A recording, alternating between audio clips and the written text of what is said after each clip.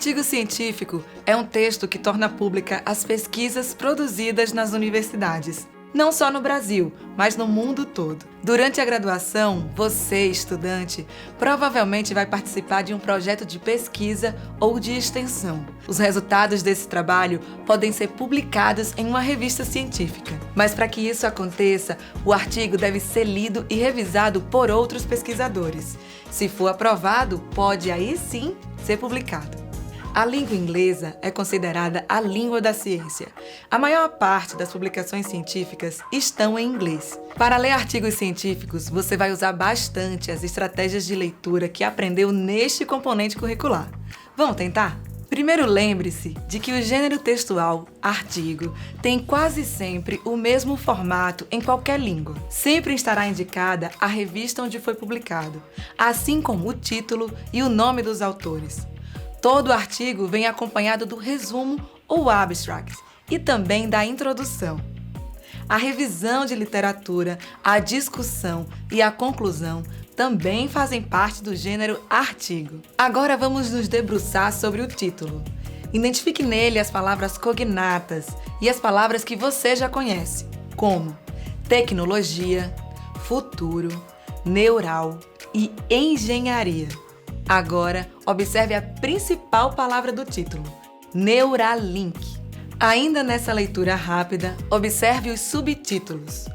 Próximo ao primeiro subtítulo, uma imagem. No segundo subtítulo, outra imagem. Percebe que elas complementam as informações dos subtítulos? Veja aqui mais um subtítulo e, de novo, a informação não verbal que o acompanha. Agora vamos nos concentrar nas informações não verbais do texto. Esta aqui nos traz muitas pistas sobre os significados de Neuralink. É um implante. Bom, mas o que a gente sabe sobre implantes no cérebro? Você já viu aqueles vídeos que circulam na internet de crianças ouvindo pela primeira vez com auxílio de um implante?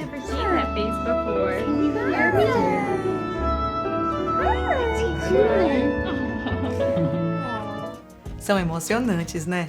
Então, quando a gente lê sobre isso, acaba lembrando dessas imagens, buscando na memória o nosso conhecimento prévio para interpretar o texto. Assim, acrescentamos ao texto o nosso conhecimento de mundo. Não podemos ignorar as imagens, os gráficos e as tabelas. Eles têm uma relação muito forte com o que é dito no artigo e nos ajudam a compor a ideia geral do texto.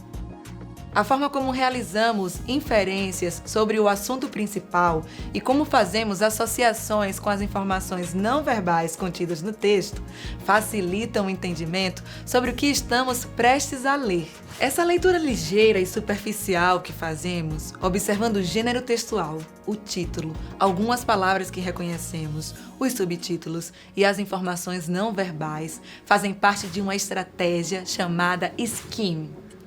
É essa estratégia, muito usada na universidade, que nos ajuda a decidir se o texto é importante ou não para a nossa pesquisa. Agora vamos às palavras. Algumas delas que se repetem várias vezes são palavras-chave, quase sempre substantivos. Antes de se aprofundar na leitura do texto, identifique essas palavras. Elas são essenciais, funcionam como pistas que ajudam na compreensão de todo o texto. Muitas vezes, a gente precisa localizar no texto uma informação específica. Por exemplo, um professor pede para você ler o texto e apontar 3 vantagens que o implante da Neuralink pode trazer no futuro. Se você já observou o texto como um todo, mesmo que superficialmente, consegue localizar o trecho onde essa informação está apresentada.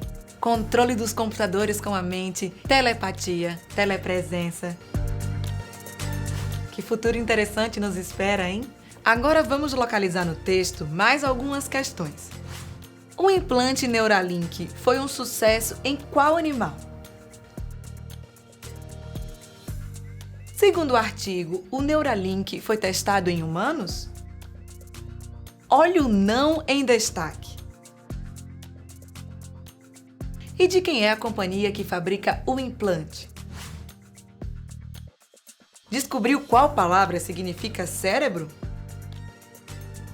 Essa estratégia de leitura, de pinçar do texto apenas as informações que precisa, chama-se scanning. Agora, vamos observar um parágrafo específico e fazer inferências baseadas no que já compreendemos do artigo para descobrir o que significa a frase sublinhada. A interface do cérebro com a máquina, que nesse contexto entendemos que é o computador, tem potencial de ajudar pessoas com variados problemas clínicos, sejam sensoriais ou motores, conectando-as ao computador que lê as mensagens do cérebro. E aí? O que você entende que a pequena frase sublinhada quer dizer? Do que precisamos para nos conectar? Isso? A banda larga. Continuando a ler.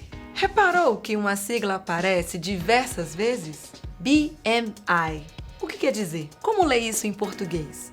Os grupos nominais são um conjunto de palavras composto por um substantivo, que geralmente está no final do grupo, e outros elementos que o antecedem e o modificam. Portanto, em Brain Machine Interface, interface é o substantivo, núcleo do grupo nominal. Lendo de trás para frente, interface, cérebro, máquina, ICM em português. Quando localizamos o núcleo do grupo nominal, fica mais fácil saber o significado da sigla. O substantivo dá nome às coisas e seus modificadores, nesse caso, funcionam como adjetivos. Vamos tentar outra vez. Aqui temos dois grupos de palavras. Organização é o núcleo desse grupo de palavras e é um substantivo.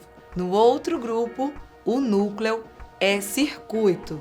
Assim, temos como resultado final: eles exibiram uma organização neural direta com circuitos elétricos. Vamos praticar. Como fica agora?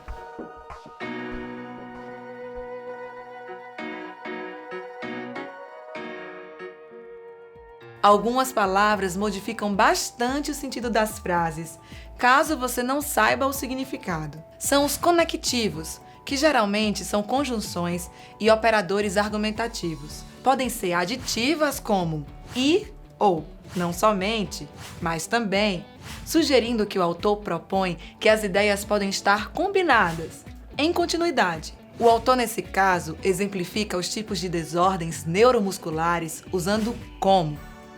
Muitas vezes, as ideias podem ser contrastivas, nesse caso, a conjunção mas.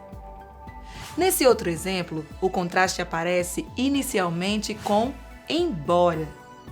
Os conectivos são elementos do texto que ajudam na compreensão de sentido e não podem ser ignorados pelo leitor. Da mesma forma que algumas palavras são essenciais, há também os prefixos e os sufixos, que nos ajudam a encontrar sentido do texto. Nesse caso, a palavra habilidade vem precedida de um prefixo que significa negação. Em desvantagem, o prefixo diz também apresenta uma ideia de negação. Às vezes, o acréscimo de afixos serve para mudar a classe gramatical. Geralmente, o sufixo li indica um advérbio, que traduzimos como mente. E o sufixo ion pode ser traduzido como são. Observe que aqui, o sufixo transforma um verbo em um advérbio. Full, nesse caso, dá a ideia de que pode voltar a ser útil ou funcional. Ao mesmo tempo, less, se ligado ao verbo use, nos permite entender que é inútil. Pronto! Com essas estratégias, você está preparado para ler um artigo científico em inglês com mais facilidade.